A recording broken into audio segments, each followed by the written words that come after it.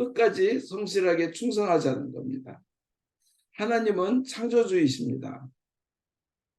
창조주, 모든 걸 만드신 분이세요. 창조주에게 대들고 거역하고 반항하면 어떻게 되겠습니까? 반드시 역경과 혼란을 당합니다. 그리고 창조주에게 대어들면 준엄한 심판이 기다립니다. 그 준엄한 심판은 죽음, 질병, 재난입니다. 그러나 이 하나님의 뜻을 따르고 충성하면 주님의 놀라운 인도하심과 축복이 있습니다. 사람들이 서로 죽이고 간음하고 난폭하고 폭력을 저지를 때 주님께서는 화산으로 소돔을 없애버리셨습니다. 하나님의 뜻에 거역했기에 화산에 재난을 당한 겁니다. 또 사람들이 삶의 생활이 썩어서 아예 하나님을 멀리하고 살아갈 때 홍수로 세상을 쓸어버리셨습니다. 그래서 세상에서 가장 어리석은 말이 심판은 없다. 심판은 없다 그러는 겁니다. 심판은 반드시 있습니다.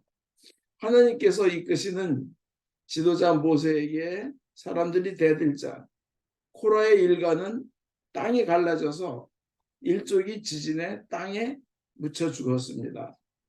오늘 제1독서에도 보면 이사야서 64장 4절부터 6절까지 보면 당신께서 이렇듯이 화를 내신 것은 우리가 잘못을 저지르고 처음부터 당신께 반역하였기 때문입니다. 우리는 모두 부정한 사람처럼 되었습니다. 기껏 잘했다는 것도 개짐처럼 더럽습니다. 우리는 모두 나뭇잎처럼 시들었고 우리의 죄가 바람이 되어 우리를 휩쓸어 갔습니다.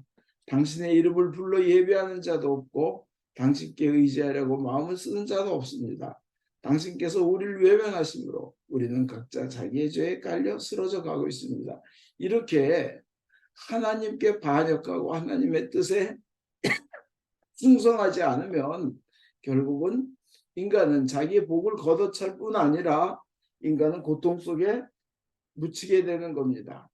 하나님은 만드실 때 하나님의 만드신 섭리대로 세상이 돌아가기를 원하시는데 그것을 방해하고 창조주의 뜻을 거역하면 그 주셨던 축복과 생명을 거둬가십니다. 성경에요. 사울이 하나님을 멀리하고 그 뜻을 거역하자 질병을 내렸습니다. 이스라엘 백성이 하나님 대신 돈의 신 금송아지를 경배하니까 죽음을 내리셨습니다. 하나님의 뜻에 순종치 않고 대들었던 이집트 왕 바로는 10번이나 기회를 주었는데 그것을 거절하고 순종치 않아서 온 국민과 자신의 첫째 아들도 죽임을 당하는 슬픔을 겪어야 했습니다. 세상에 또 요새 세상에 보면요. 굉장히 무서운 일들도 많이 일어납니다. 뭔가 하나님께서 심판하시는 거 아닌가. 그런 생각이 많이 듭니다. 정말 전쟁이 일어나고 살육이 일어나고 무서운 전염병들이 돕니다. 그렇다면 우리 이렇게 불안할 때 우리는 어떻게 살아야 되는가? 우리가 할 일은 무엇인가 생각하겠습니다. 우리는 이런 불안한 때 이런 역경은 오히려 축복의 기회다. 오히려 이럴 때 하나님께서 축복을 주신다는 것을 생각하면 됩니다. 역경이 다가오면 그 축복은 역경이라는 포장지에 쌓여 있다고 그럽니다. 요셉을 보십시오. 사형당할 위기에도 하나님께 끝까지 성실합니다. 그러니 역경이 오히려 축복의 기회가 됩니다. 아주 또 다니엘 보십시오. 끝까지 하나님께 충실하니까 충성스러우니까 사자굴에 던져져서 죽어야 될 사람이 오히려 더 높은 사람이 됩니다. 에스더 왕후도 보십시오. 온 백성이 몰살당할 처지에 오히려 원수를 갚는 기적이 일어납니다. 히스기야 보십시오. 베나다시 쳐들어오자 하나님께 더욱 매달리니 대군 원수를 하나님께서 멸망시켜 주십니다. 죽을 병이 걸린 히스기야가 하나님께 기도하는 것에만 매달리자 15년의 건강을 주십니다. 홍수로 세상이 다 쓸려나갈 때 하나님께 성실한 노아는 가족과 함께 살아남아서 온 세상을 다 갖게 됩니다. 인류락은 자기네들밖에 없으니까 온 세상이 다 자기네 것이 됩니다. 그러면 하나님의 의도는 뭐냐? 하나님께 성실하게 충성하면 그토록 축복받게 해주시는 겁니다. 성실하게 충성하자는 겁니다. 대림절입니다. 대림절 무엇보다도 끝까지 성실하게 하나님께 충성하는, 그리고 그의 말씀을 듣는, 순종하는 이 훈련을 하는 기간이 돼야 됩니다. 가장 큰 형통함, 가장 큰 복은 하나님의 뜻에 맞춰서 충성하고 그 뜻의 섭리에 맞춰서 살아나갈 때 큰 복이 오는 겁니다.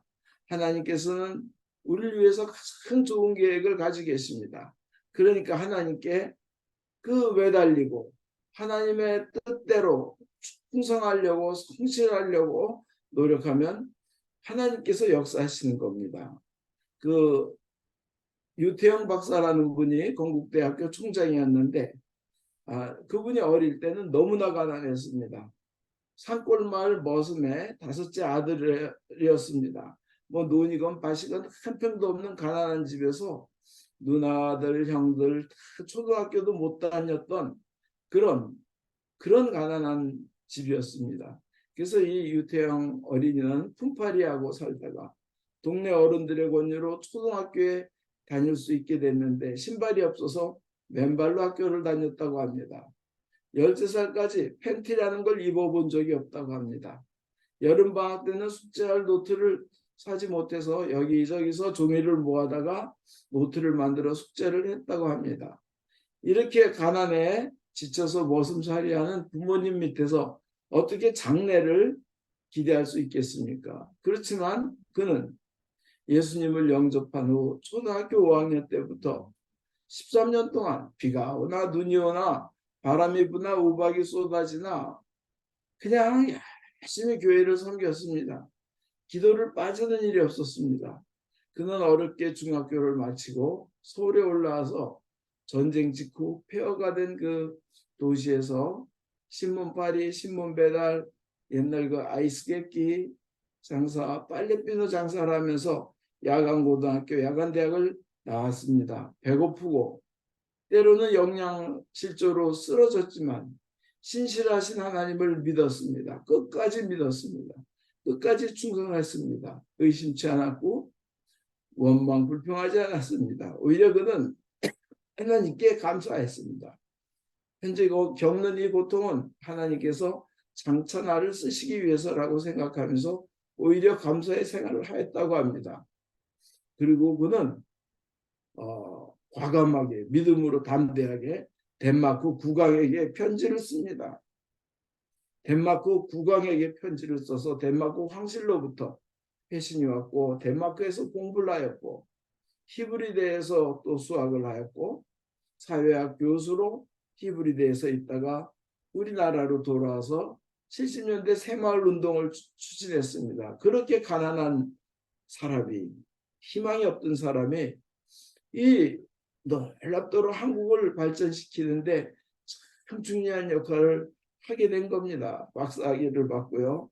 이와 같이 하나님께서는 믿는 사람들, 끝까지 충성하는 사람들, 성실하게 충성하는 사람들을 복 주십니다. 상 주십니다. 그분은 전능하신 하나님입니다. 끝까지 충성할 때 큰 상을 받을 것입니다. 요한계시록 22장 12절에 보면 주님께서는 이렇게 말씀하셨습니다. 자, 내가 곧 가겠다. 나는 너희 각 사람에게 자기 행적대로 갚아 주기 위해서 상을 가지고 가겠다. 이렇게 계시록에는 행적대로 갚아주기 위해서 상을 가지고 가겠다 하시는 겁니다. 이 대림절 동안 끝까지 하나님께 충성하시고 성실하게 충성하셔서 하나님으로부터 크고 큰 응답을 받으시기를 주 예수 그리스도 이름으로 축원드립니다. 아멘.